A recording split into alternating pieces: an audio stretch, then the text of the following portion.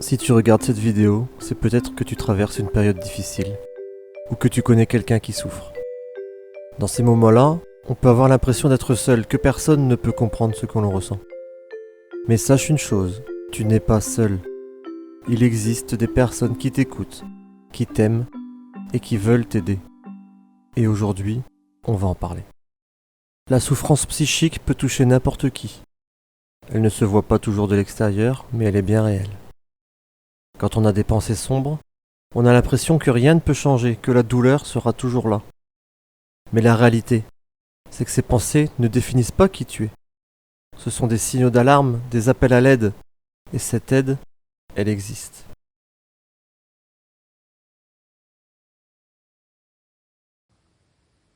Bonjour, je m'appelle et j'ai fait une crise suicidaire.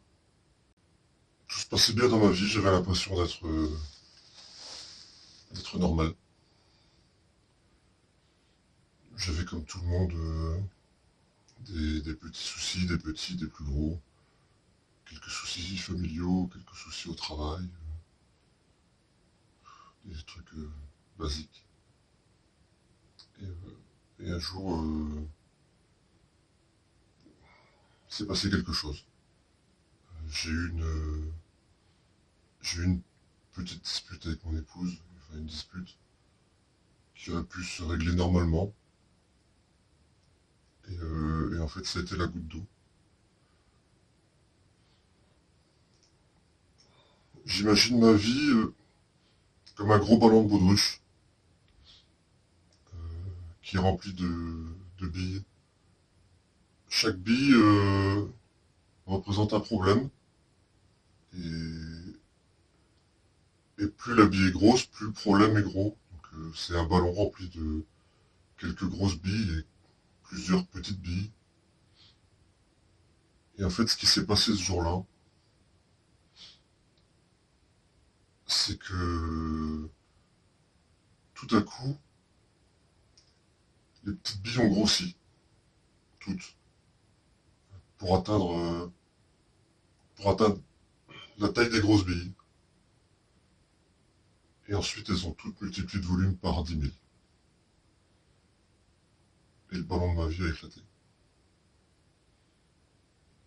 Je me suis retrouvé dans une position où toute l'après-midi, j'étais tout seul à la maison et,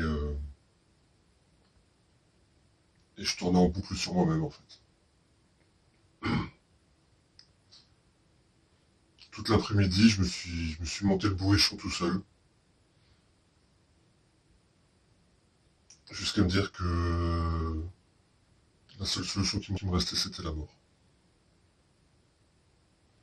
Et là, il y a comme un interrupteur dans mon cerveau, l'interrupteur de la pensée qui s'est mis sur off. Et je suis passé en mode automatique. Je suis parti dans ma cabane, j'ai commencé à chercher de la corde. J'en ai pas trouvé. J'avais de la petite corde, la corde de 5 mm, vraiment, vraiment toute petite. Euh, et je me suis dit que si je me la passais autour du cou, ça allait plus couper qu'étrangler, donc ça n'irait pas. Donc je l'ai coupé. Je l'ai coupé en plusieurs morceaux. J'ai fait 3 morceaux de 2,50 m. J'ai fait un joli petit nœud au bout. Je l'ai attaché avec un sergent sur mon établi. Et j'ai commencé à la tresser pour faire une plus grosse corde. Tout ça en automatique. Quand j'ai eu fini, j'ai été voir sur mon téléphone. J'ai fait une recherche, savoir comment on fait un nœud pendu. Je l'ai fait. Ensuite, j'ai voulu attacher l'autre bout au toit de ma cabane. La toiture de ma cabane, c'est une espèce de bac acier imitation tuile et qui est fixé directement sur les poutres. Donc je n'avais pas la place de passer ma corde. Donc j'ai trouvé mon escabeau qui était assez grand. J'ai attaché ma corde à l'arceau du haut.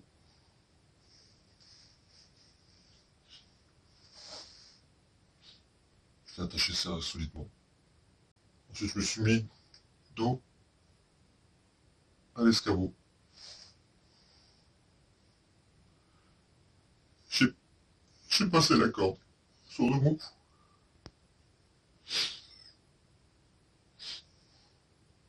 J'ai serré. J'avais un pull, un sweat, un hoodie, vous savez, avec la capuche. J'avais la capuche sous. J'ai serré pour que le nœud vienne derrière. J'ai serré fort pour voir ce que ça faisait.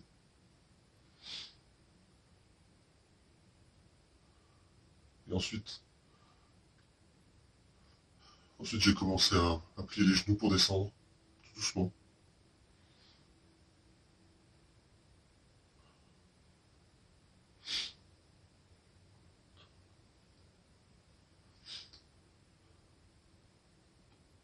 Et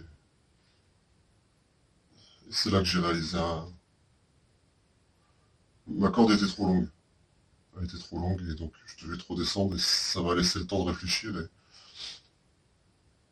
mon bouton de la pensée s'est remis sur on. Mais pas normalement. En fait. Je me suis dit que j'avais une femme et des enfants et que je pouvais pas leur faire ça. Donc je me suis arrêté. Je me suis arrêté et j'étais encore plus mal. J'étais encore plus mal de penser à ce que j'avais fait, de penser à la gravité de mes gestes, de penser à la gravité de mon geste.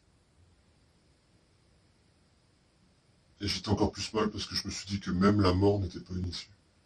Que j'étais tellement bloqué que même mourir, je ne pouvais pas.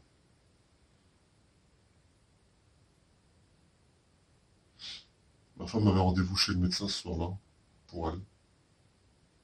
Et je l'ai appelé en disant ça va pas bien. Je viens avec toi chez le médecin, faut que je voie le docteur, faut que je lui parle. Et j'ai été à pied, parce que j'avais besoin de prendre l'air. Et j'en ai pas parlé à ma femme. Je lui ai dit que ça allait pas, mais je suis pas rentré dans les détails. Et elle a tout su quand j'ai raconté ça au médecin. C'est arrivé lundi dernier après-midi.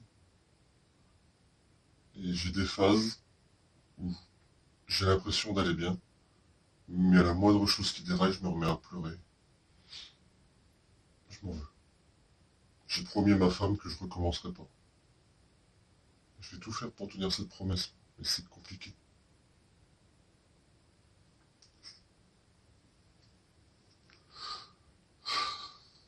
Aujourd'hui, Fabrice.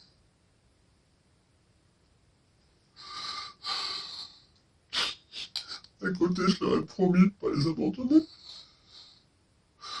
Non, j'en ai marre, je veux que ça s'arrête.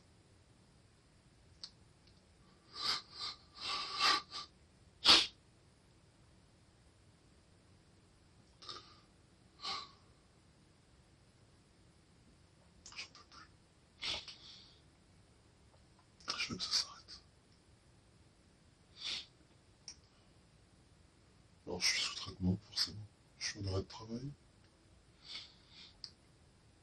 Ça m'est arrivé lundi, mardi matin. Enfin, lundi, le docteur m'avait proposé un arrêt et je voulais pas. Je voulais pas rester à la maison parce que je me disais que si je restais à la maison tout seul, j'allais faire des conneries. Mardi matin, je suis allé au travail. Et c'était compliqué. C'était très compliqué d'affronter le regard des autres sans leur dire, je voulais pas leur dire que j'avais fait ça. Et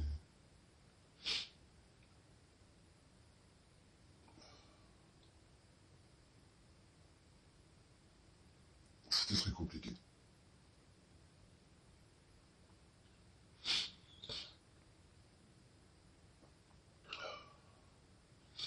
pour en finir, j'ai demandé à mon chef de pouvoir poser mon après-midi et j'ai revu le médecin pour lui demander un arrêt parce que je peux pas. Je peux pas retourner travailler, je peux pas affronter le regard des gens. J'ai du mal à affronter le regard de ma femme et de mes enfants. Mes enfants savent pas ce que j'ai fait. Je leur ai pas dit, j'ai pas osé. Il faut bien que je sois à la maison, donc je leur ai dit que j'avais un petit coup de mou et qu'il fallait que je me repose. Avec ma femme qui est au courant. Je l'ai dit à personne.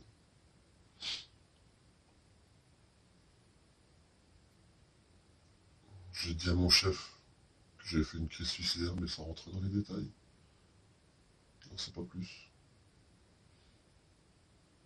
D'un côté, j'ai honte de ce que j'ai fait. Et de l'autre, je me bats à chaque minute pour pas recommencer.